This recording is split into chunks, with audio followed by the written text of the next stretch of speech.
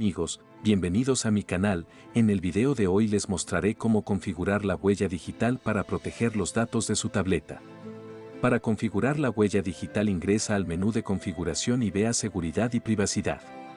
Primero debemos configurar un bloqueo de pantalla, código, patrón o contraseña. Después de dibujar el patrón, tendrás que dibujarlo nuevamente para confirmarlo.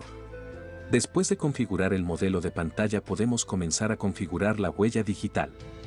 Haga clic en la huella digital. Desbloquear con la ayuda del patrón de pantalla. Presione continuar. El sensor de huellas digitales está en el botón de encendido. Toque el sensor con el dedo para leer la huella digital, a través de varios toques donde el dedo debe moverse hacia arriba, abajo, derecha, izquierda para que el sensor lea la huella digital correcta y completamente. Es importante mover el dedo para que el sensor pueda leer toda la superficie de la huella. Cuando la huella digital se lea al 100%, presione Hecho.